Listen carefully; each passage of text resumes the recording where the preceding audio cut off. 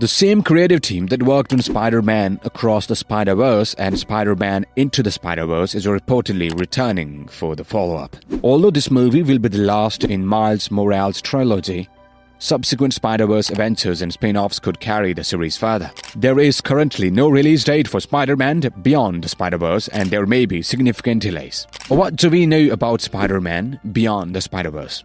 Now that Spider-Man Across the Spider-Verse has achieved both critical and financial success, focus is turning to Spider-Man Beyond the Spider-Verse, the third installment in the saga. Miles Morales' wall-crawling exploits will continue in the sequel as he tries to stop Spot from destroying the multiverse. With 2018's Spider-Man Into the Spider-Verse, the Spider-Verse series began a new cinematic journey for Spider-Man, deviating from the well-known version of Peter Parker's origin tale.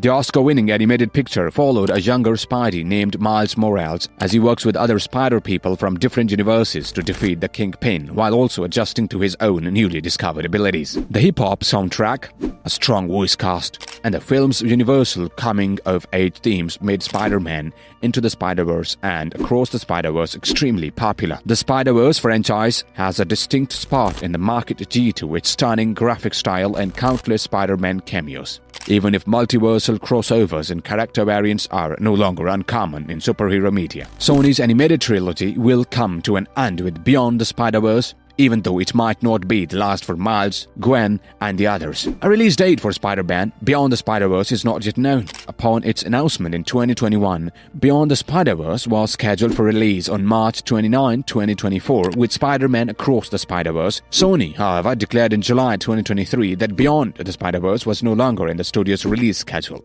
Depending on the duration of the WGA and SAG-AFTRA strikes, the studio was reportedly exploring a number of new potential release dates at the time. The film Spider-Man Beyond the Spider-Verse features a returning cast of talented behind-the-scenes actors, including Joaquim Dos Santos, director of several Justice League Unlimited episodes, Justin K. Thompson, production designer on Spider-Man Into the Spider-Verse, and Kemp Powers, co-director of Soul. The screenplay will be written by Shang-Chi and Legend of the Ten Rings writer David Callahan, with Phil Lord and Christopher Miller, producers of the Spider-Verse trilogy, serving as the trio's primary writers. Because Spider-Man Across the Spider-Verse and Spider-Man Beyond the Spider-Verse were filmed concurrently and have a strong connection, the writing and editorial teams for both projects are the same. Lord and Miller revealed in 2021 that they had too many ideas for a single film and decided to split the narrative across two sequels. Producers of the Spider-Man film series, Avi Arad, Amy Pascal, and Christina Steinberg, will reunite with the duo. The third installment, which was originally revealed to be called Across the Spider-Verse Part 2, was eventually renamed Spider-Man Beyond the Spider-Verse, even though the plot remains essentially unchanged. What do we know about the cast and story of the movie? Given the cliffhanger ending of Across the Spider-Verse, Shameik Moore is expected to return for voice work. And since Spider-Man Beyond the Spider-Verse is still centered around Miles Morales, it is probable that the rest of the Spider-Verse primary cast will be making a cameo. Given the prominent elements of family that permeate Miles' teenage hero storyline, it seems inevitable that in Spider-Man Beyond the Spider-Verse, Brian Tyree Henry and Luna Lauren Willis will both be heard as the hero's parents once more. While the premise of Spider-Man Beyond the Spider-Verse is yet unknown, Spider-Man Across the Spider-Verse's enormous cliffhanger conclusion provides a clear hint of where the story is headed. Miles finds himself at war with the Spider Society in Across the Spider-Verse because he has acquired powers he shouldn't have and has set off a chain reaction that jeopardizes the interwoven realities of all Spider-People. In an attempt to alter his father's destiny, Miles flees from Spider-Man 2099 and ends up alone in the dangerous Earth-42 without Spider-Man. Miles will face his own version, the Prowler, in the first scene of Spider-Man Beyond the Spider-Verse, but Gwen and her newly assembled team of allies will attempt to save him. Naturally, all of this will take place as Spot develops into a genuinely horrific manifestation of multiversal travel and Miguel O'Hara works to preserve the multiversal canon. Beyond that, though, details are unknown at this time. After Spider-Man Beyond the Spider-Verse, will the Spider-Verse continue? It has been revealed that Spider-Man Beyond the Spider-Verse would conclude the primary storyline. despite the fact that fans are unable to predict the exact plot points. While the events of the sequel already hinted that it would be the last film in the series, Phil Lord and Christopher Miller officially stated in an Entertainment Online interview from June 2023 that the film will be the end of Miles Morales' trilogy. The Spider-Verse series does, however, have further spin-offs such as the recently published The Spider-Within, a Spider-Verse story, and Spider-Woman and Spider-Man Octopus Girl. Because of this, there is a chance that Spider-Verse will continue after Spider-Man Beyond the Spider-Verse, and it might even last much longer if the franchise as a whole is successful enough. This means that the trilogy may be the starting point of a brand new, massive on-screen multiverse that will exist alongside the MCU. What impact has Spider-Verse had on the movie and animation industry? Spider-Verse's influence on movies and animation lies more in narrative than in aesthetics. The groundbreaking animation techniques of Spider-Verse have revolutionized the industry, but the narrative is now the primary focus of this change. The animation sector is evolving.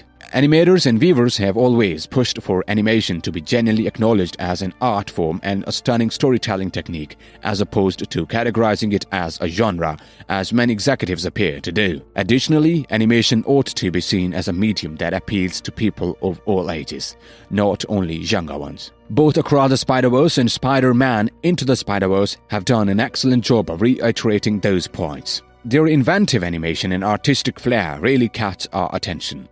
The visual appeal and animation style of Into the Spider-Verse have received a great deal of attention in the coverage and discussion of those creative choices. The discussion is on the technological challenges faced by the animators in order to achieve their enormous successes and how this has made other studios take notice. Actually, though, there is more to the animation decisions than just how the image appears. They deal with narrative, and as the industry continues to change, these creative minds are working to instill that in it on all levels. The improvements that Into the Spider-Verse and Across the Spider-Verse have made have been widely heralded. Indeed, the latter in particular rose to the challenge of its predecessors and took risks that none believed that a large studio like Sony Pictures Animation would do. Every decision made, including shifting frame rates, combining 2D and 3D, revealing character movements, and incorporating comic book aspects into the images, contributed to the plot in some way.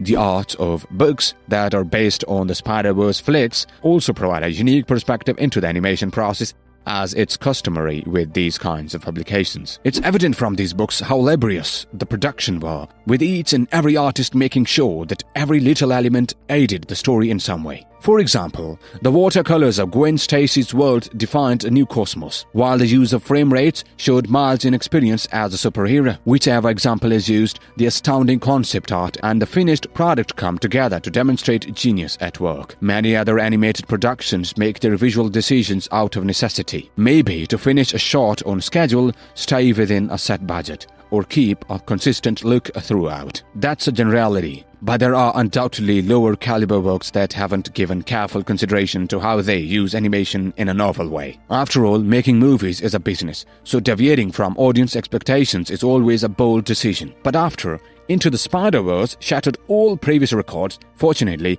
other studios have begun to notice how the business has evolved. Hollywood is frequently blamed for taking the incorrect lessons from its own achievements. It was very possible that the massive character rosters and outrageous graphics of Into the Spider-Verse and Across the Spider-Verse were only inspiration for more multiverse animated films with no thought put toward tailoring the animation to the narrative. The styles employed in the Web Slingers franchise cannot be duplicated and pasted to another intellectual property because those selections are distinctive to the characters and their settings.